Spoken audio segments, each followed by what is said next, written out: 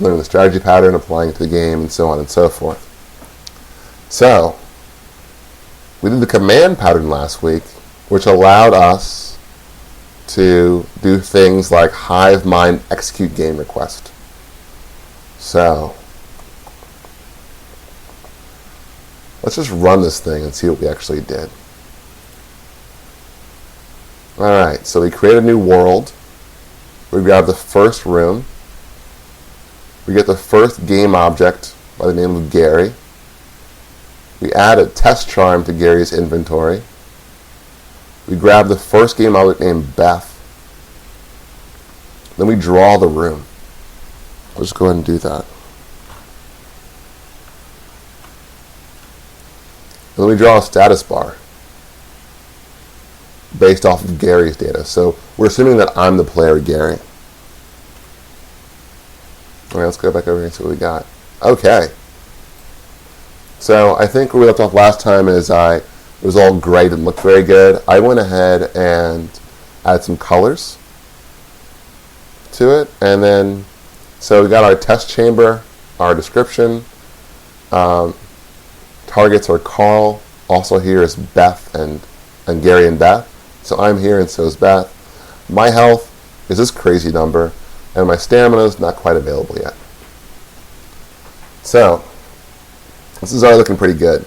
We don't have a command parser yet, so we can't actually play the game. But if you're familiar with like Major Mud or Telnet Arena or any of the door games of the past, Legend of the Red Dragon, it was all kind of Dungeons and Dragons-y kind of choose your own adventure-y, text-based worlds, and I love them. Every single one. So this is an homage to those. Alright. So then using the command pattern we wrote, I execute a game request asking that Gary heal Beth.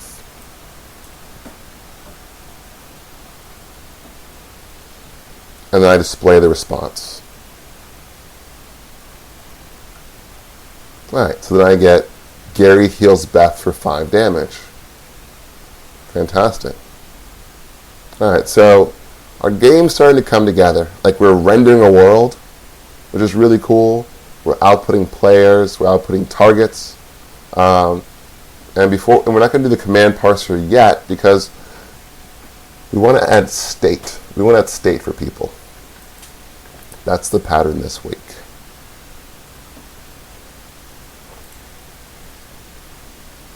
Let's go ahead and get rid of some of these unused statements.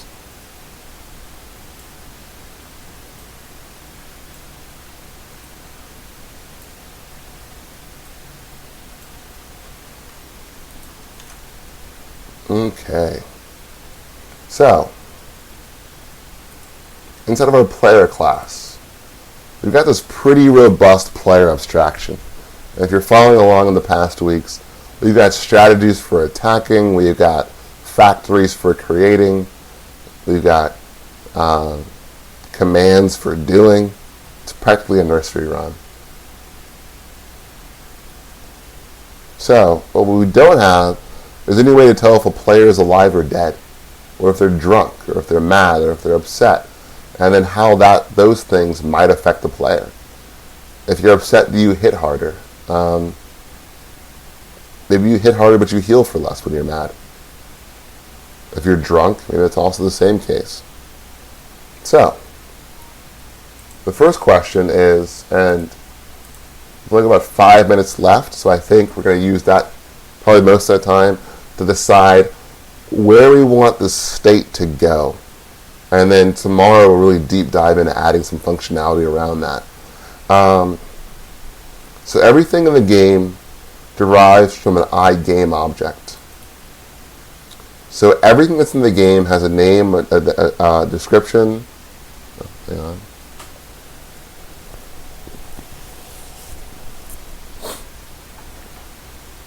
Dexterity, hit points, has a type.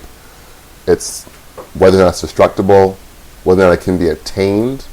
It should also be able to do 4 different things. Take damage and restore health. So why don't we go ahead and add this here and see how far it gets us. So in the kata, our first step was to, let's go back. Decide on domain aggregate. Well, we have that. It's the game object. And then create an abstraction. Oh, hang on, give me 2 seconds.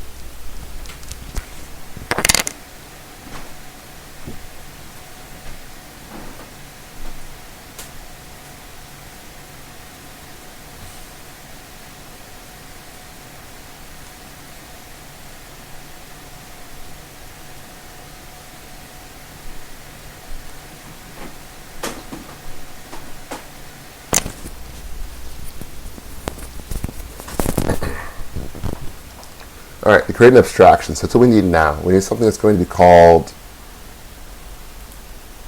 the base domain. Add a new item.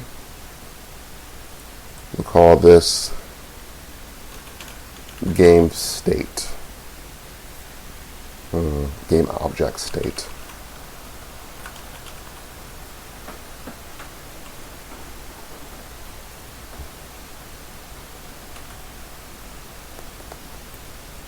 Now that I'm looking at it,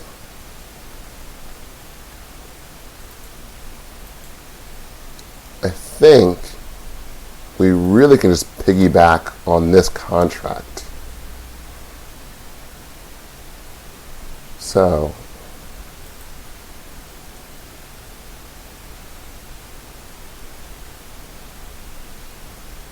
yeah, let's go ahead and use a contract. So we'll say a game object states. We'll go ahead and make this one, oops,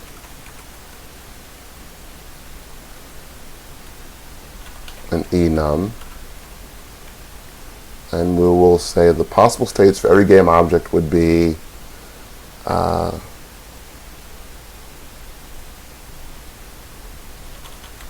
destroyed,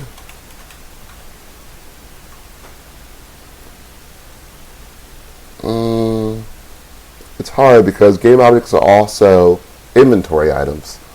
So you don't want to say alive, right? Let's see. Why don't we just say destroyed? Let's go back. Let's think.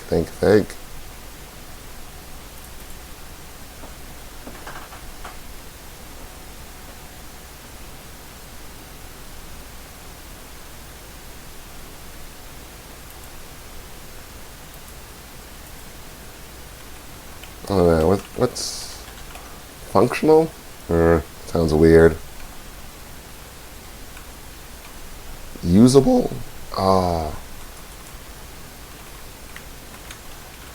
Responsive. I like responsive. Yeah, we might change it. Okay. But we've got 2 things in there as placeholders.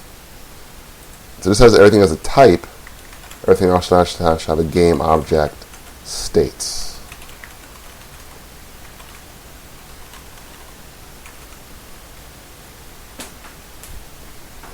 All right.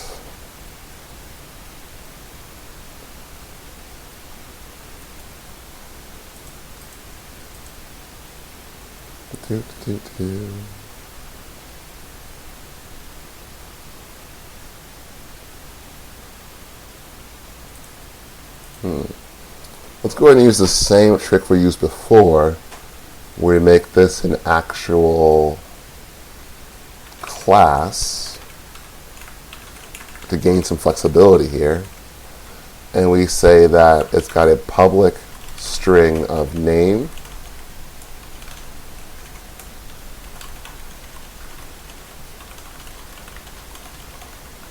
and description.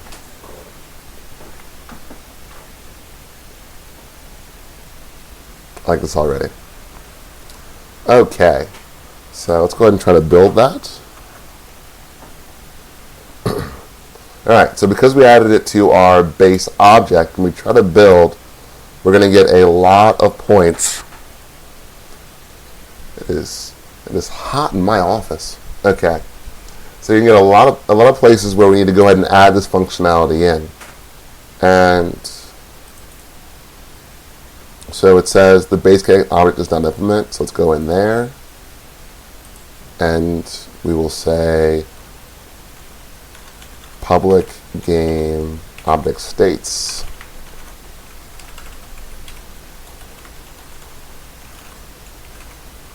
All good there. Let's try to build one more time.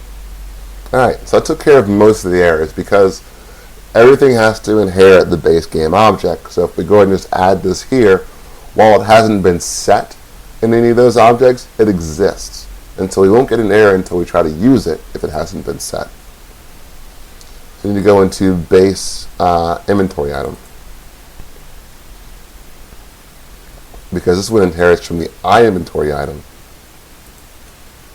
and not the base game object. So game states, game object state. Alright, so we'll build again. Everything succeeded. Now we did all this for the player, and we created this class this way so that we can extend it. So let's go into the player now. So we've got class, we've got inventory. Let's add a folder called state. And let's add a new item.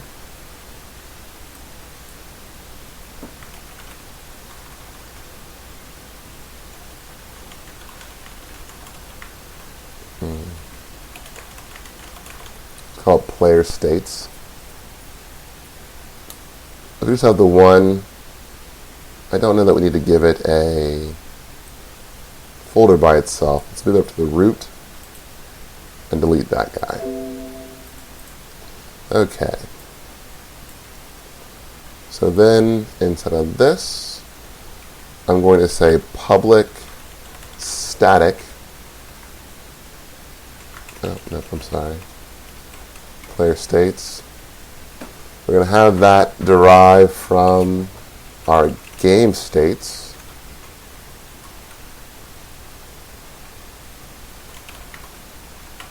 Okay. Then we're going to do the same thing we did before to kind of populate ourselves with some data in a kind of hacky way. Public static player states. I'm just going to say alive new player states.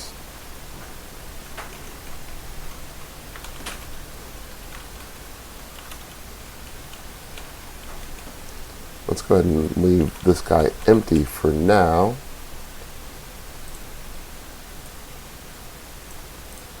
Copy pasta.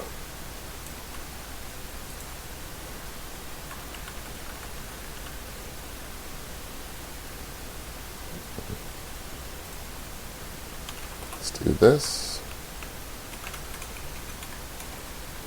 Alive, dead. Drunk, mad, angry,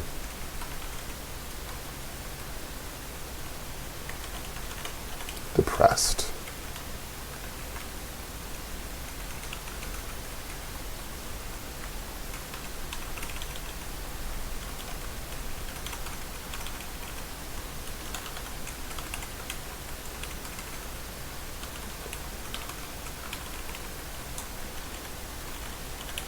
And we'll worry about the descriptions maybe tomorrow when we really dive in. Right now we just wanted to kind of implement the kata as we have it so far. So we're able to get around the need to have an abstraction because we already have an abstraction in our base game object and our game object interface. So our next step, if we go back over here, we already had a domain aggregate, the player. We already had